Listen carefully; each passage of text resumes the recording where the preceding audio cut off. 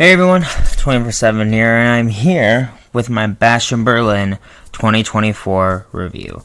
So I'm sorry I didn't get this out yesterday. I'm filming this on Labor Day, so happy Labor Day to everyone who celebrates.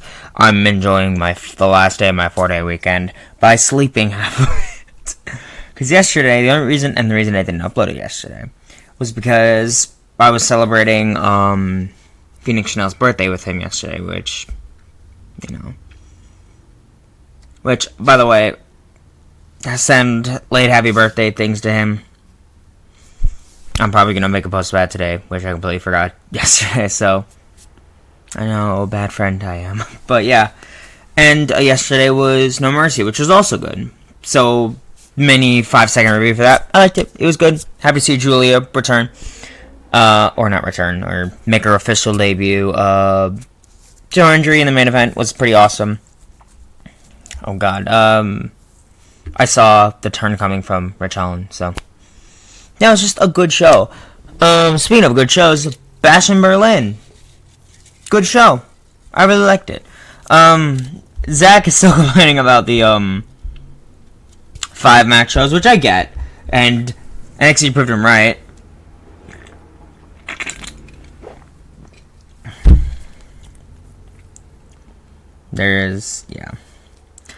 But yeah, Bastion Berlin.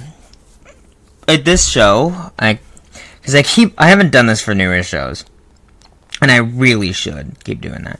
It took place August 31st, so this past Saturday, 2024, in Berlin, Germany, at the Uber Arena with attendance of 13,194. Not bad. The opening match was for the WWE Championship as Cody Rhodes defends against Kevin Owens. Now, this is babyface versus babyface. We all thought the Kevin Owens heel turn was coming. I thought it was either going to happen during the match or afterwards. But it didn't happen at all, which I'm kind of surprised about, but also not. This match was very much about Cody's hurt leg and Owens not going for the killing blow, which he really should have. He would have won, straight up. And the whole thing of, is KO not going for basically a kill shot, holding him back from succeeding in WWE? I don't know. Maybe. Probably not. There, I can actually see now. But yeah, this was a really good match. Cody can just about have a good match with anyone, so that isn't very surprising. KO's so good at this role. They just went back and forth, and it's just a really, really good world title match. And I'm so fucking sick of people talking shit about Cody's title reign. And I know Zach did a whole Wrestle Ramble about it, and I don't know, it's just demoralizing to see so many people just shit on everything, literally everything in wrestling right now, and it's just like, fuck you guys. I'm gonna make a whole Wrestle Ramble about it probably, or Zach will. I don't know, maybe that'll be a dual one, I'm not sure. But the whole, I don't want to get into it here, but yeah, this is a good match. Cody had 4 crossroads, which I know some people weren't happy about. I didn't really care. I think it really added, Kevin, I think if you're gonna save it, was it 4 crossroads? It felt like 4. Was it 4? I don't even remember. But yeah, I really liked this match. I really thought KO and Cody really brought something to this match, and I felt like they had a lot to prove, because I know a lot of people weren't super excited for it. But yeah, I liked it. I'm curious to see what's going to happen on SmackDown. Yeah, I give the match 3.5 stars. This is a really good match.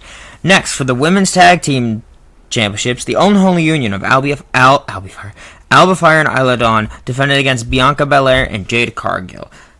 Well, with a lot of these matches, it was really building to that hot tag from Jade Cargill, and she went in there. She did a really good job. I genuinely think keeping her in this tag team with Bianca is really going to help her improve in the ring even more. Being as someone like Bianca is really going to show her, hey, show her the ropes of how to do the WWE style. And at the press conference, she's like, hey, I really don't feel like mentioning AEW anymore, which is I kind of get it, but at the same time, if I was in that situation where I was hired by AEW and then in WWE, I'd totally answer the question and be like,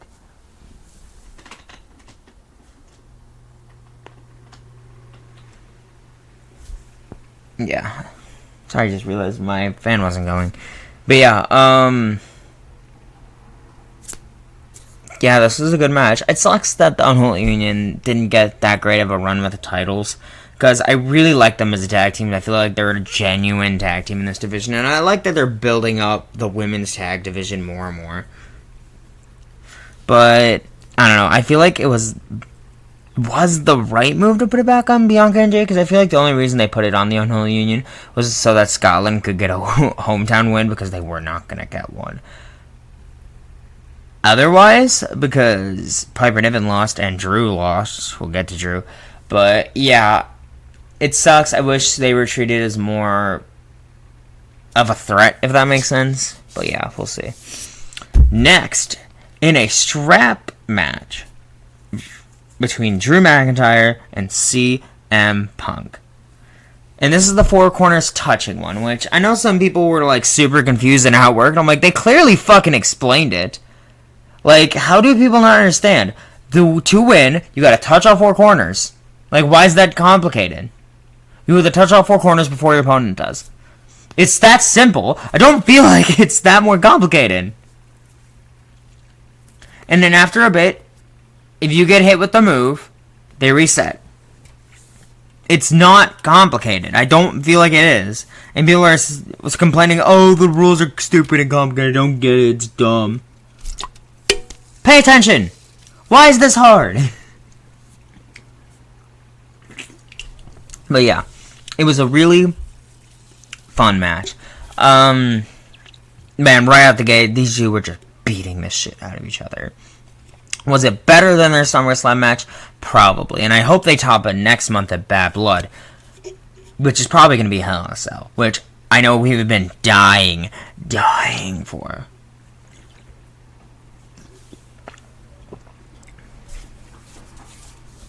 Yeah, this is already probably the feud of the year.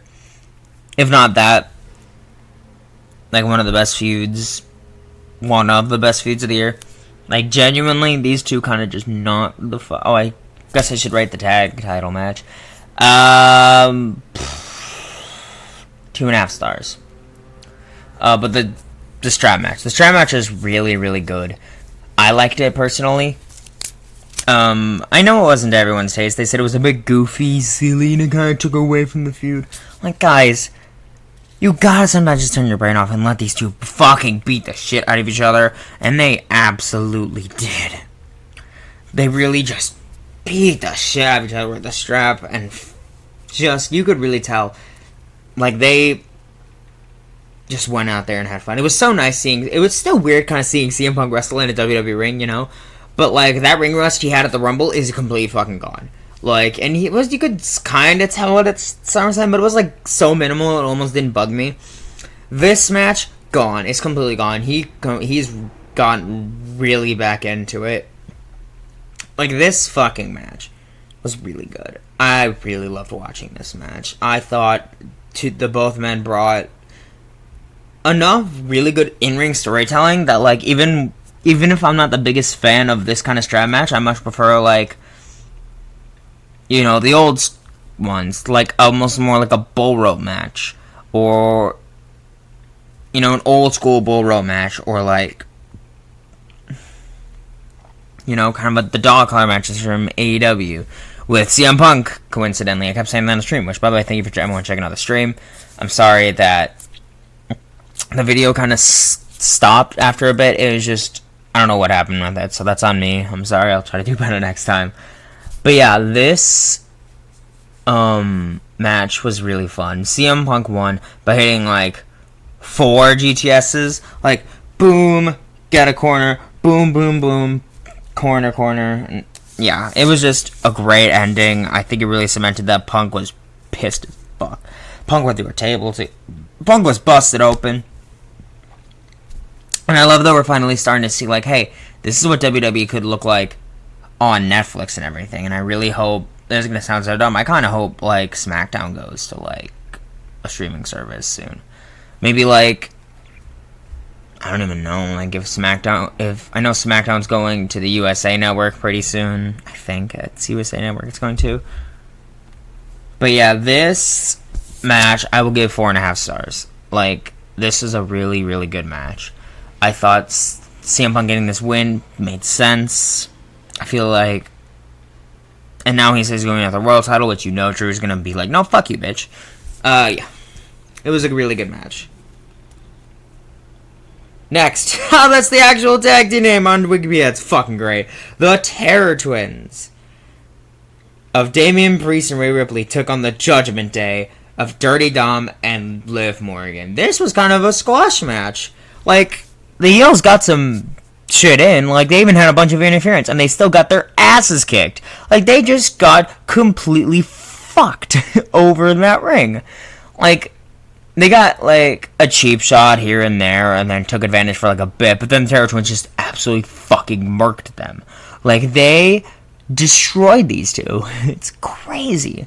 It's so fucking crazy. But yeah, this was a really fun mixed tag match. Oh my god, when I literally sent a picture to my friend of Rhea making her entrance, and she literally said, love her. And then I sent the picture of how Rhea pinned Liv, and I said, this was everything for me, and she said, nice, in all caps. So yeah, Rhea Ripley's popular, and then I showed her a picture of Damian Priest, she's like, damn. But yeah, no, this is awesome. I really love that Damian Priest is getting over. I'm not sure if Damian Priest is just over, or that he's over with Rhea, but I really feel like he's going to be a great babyface, and I really hope he gets another shot at being world champ, because he really fucking deserves it. I hope it wasn't just to get him. I really hope that world title run really convinced WWE that he can carry, like, he can have good matches as world champion. I know the match with Seth kind of ended in a because of, but he can have good matches. He's a very credible guy. I'm just really happy he's getting this opportunity to be, like, a true babyface, because he was doing, like, nothing for a hot minute there with the Judgment Day. But now that he's out of Judgment Day, I think Judgment Day, I don't know, I just feel like they're kind of just right now without, the two most popular people. And I get, like, Dom's popular and Rhea's popular, but, like, everyone else, and this is coming from a Finn fan, like, Finn's doing nothing. Like, we're gonna get that Finn Balor versus Damian Priest thing, and I really hope it leads to the return of the Demon. I think that would be cool. But yeah, this is not even really about the match, because it was a fun match. But yeah, Liv hit a Hurricanrana on Rhea, and Rhea went, like, head first in the barricade, and I was like, fuck, that looked like it was painful. But yeah, this was a really fun match. Terror Twins win. I'll give it 3 stars. It was very fun. Next, and lastly, because it's only a 5-match card, which I know Zach is not very happy about. But we'll get to that. Well, I'll let him rant about it in Wrestle Ramble. Wink, wink. But yeah, Gunther, in his first world title defends against Randy Orton. Now, this match, I know a lot of people are kind of mixed on. I thought this match was really good. I really thought they took their time, let it build up, and then they just went out there and had a really good main event match. Like, the selling especially was so good. Like, I believed every fucking hit they took.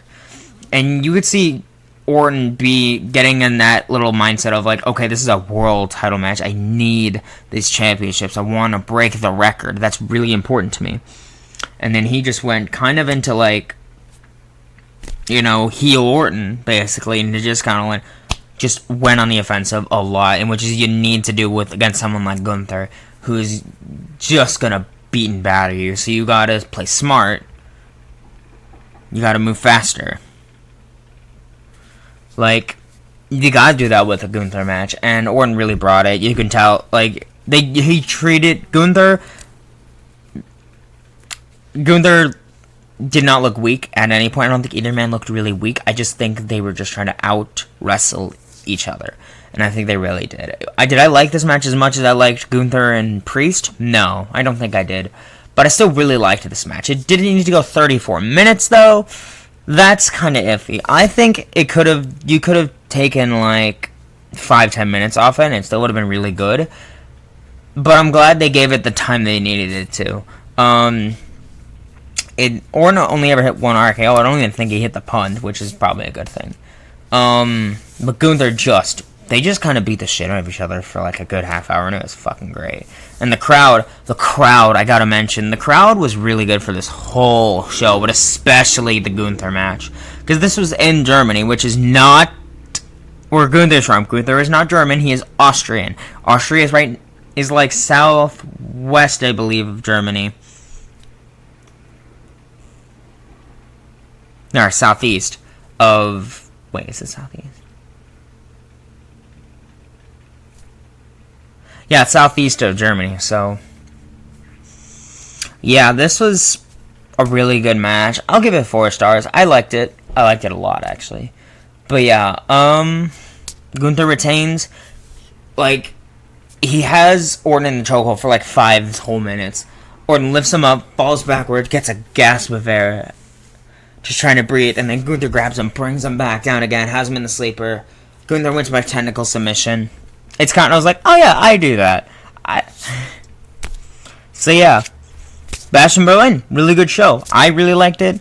It wasn't my favorite pay-per-view of the year. I don't think it was the best pay-per-view since Mania. I honestly, it's gonna sound so dumb, I think I liked All In more. I think there was just more on that card that I was excited for, and I know, oh, Tribalism, you're an AW fan. Like, it was good, it's just, I feel like the show was entirely skippable.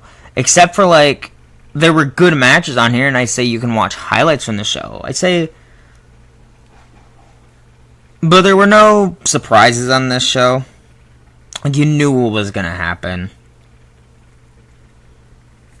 I give the show...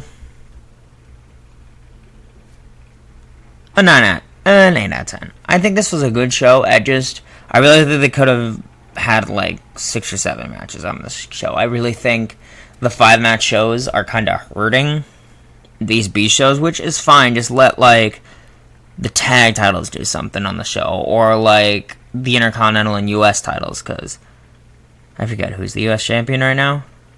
LA Knight. Yeah, he's defending it on weekly TV. I know, but I don't watch the weekly TV show that Zach does, but I don't, so I rarely get to see the U.S. title or the Intercontinental title, you know, or the tag titles, except the women's tag titles, because they're all on pay-per-view. You know what I mean? Like, I just wish those titles weren't just, like, TV-exclusive titles.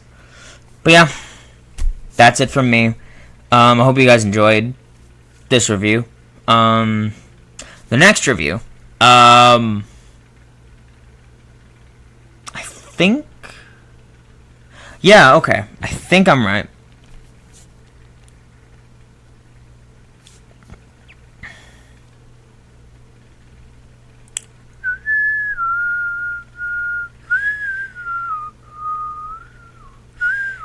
Yeah, Zach's gonna review Armageddon 2008. So that has one of my favorite matches of all time in Jeff Hardy, Triple H, and Edge, where Jeff wins the title. That's one of my favorite moments just in wrestling. That was one of my favorite moments when I was a kid. So, yeah. Hope you guys enjoyed that review. Hope you guys enjoyed this video. And I will see you guys next time with more awesome wrestling content. See you later.